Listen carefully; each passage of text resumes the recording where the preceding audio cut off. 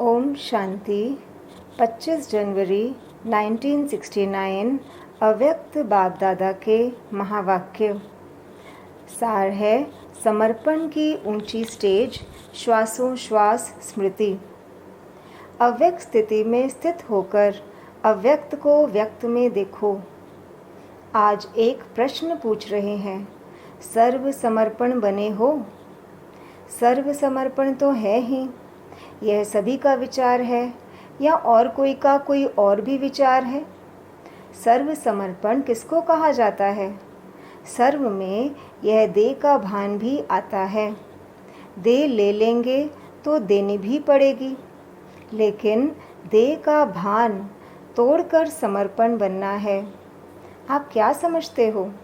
देह के अभिमान से भी संपूर्ण समर्पण बने हो?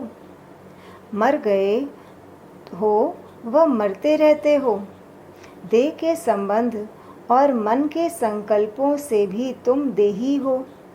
यह देह का अभिमान बिल्कुल ही टूट जाए, तब कहा जाए सर्व समर्पणमय जीवन।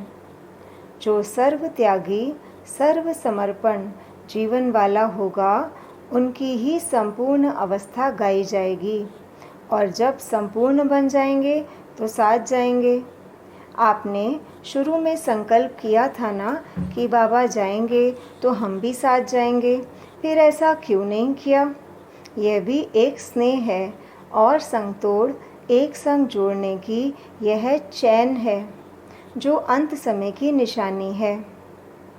जब कहा था तो क्यों नहीं शरीर छोड़ा? छोड़ सकते हो, अभी छूट भी नहीं सकता, क्योंकि जब तक हिसाब किताब है अपने शरीर से, तब तक छूट नहीं सकता। योग से या भोग से हिसाब किताब चुकतो ज़रूर करना पड़ता है। कोई भी कड़ा हिसाब किताब रहा हुआ है तो यह शरीर रहेगा, छूट नहीं सकता। वैसे तो समर्पण हो ही, लेकिन अब समर्पण की स्टेज ऊंची हो गई है।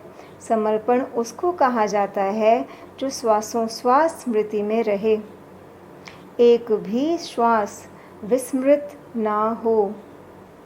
हर श्वास में स्मृति रहे। और ऐसे जो होंगे उनकी निशानी क्या है? उनके चेहरे पर क्या नज़र आएगा?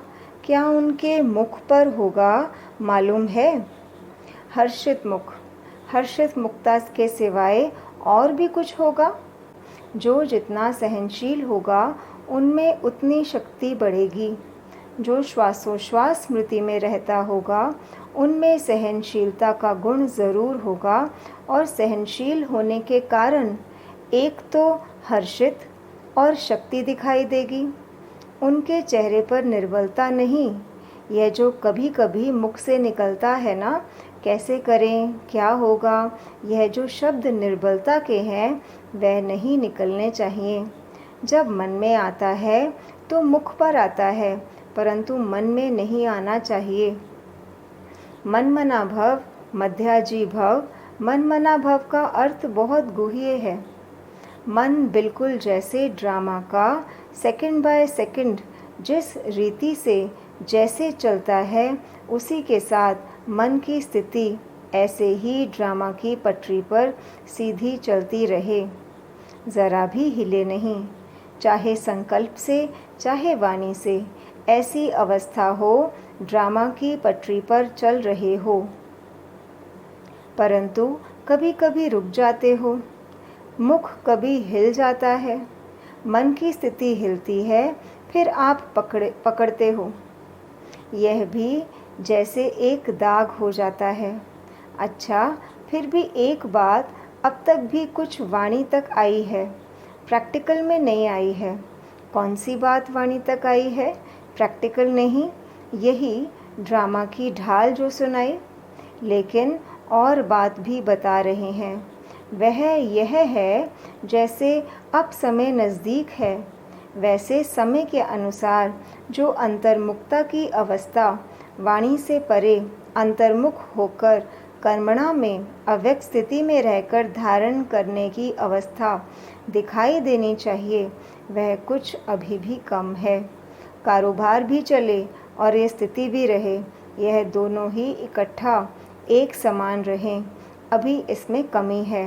अब साकार तो अव्यक्त स्थिति स्वरूप में स्थित है, लेकिन आप बच्चे भी अव्यक्त स्थिति में स्थित होंगे तो अव्यक्त मुलाकात का अलौकिक अनुभव कर सकते हो। एक मुख्य बात और भी है, वर्तमान समय ध्यान पर देते हैं। जो तुम्हारे में होनी चाहिए वह कौन सी कोई को आता है? जो मुख्य साकार रूप में भी कहते थे अमृत वेले उठना। अमृत वेले का वायुमंडल ऐसा ही रहेगा। साकार में अमृत वेले बच्चों से दूर होते भी मुलाकात करते थे, लेकिन अभी जब अमृत वेले चक्र लगाने बाबा आते हैं तो वह वायुमंडल देखा नहीं है। क्यों थक गए? इस अमृत वेले के अलौकिक अनुभव में थकावट दूर हो जाती है, परंतु यह कमी देखने में आती है। यह बाप दादा की शुभ इच्छा है कि जल्दी से जल्दी इस अव्यक्त स्थिति का हर एक बच्चा अनुभव करे। वैसे तो आप सब साकार से साकार रीति से मिलते थे तो आपकी आकारी स्थिति बन जाती थी। अब जितना जितना अव्यक्त आकारी स्थिति में स्थित होंगे उतना ही अलौकिक अनुभव करेंगे। ओम शांति।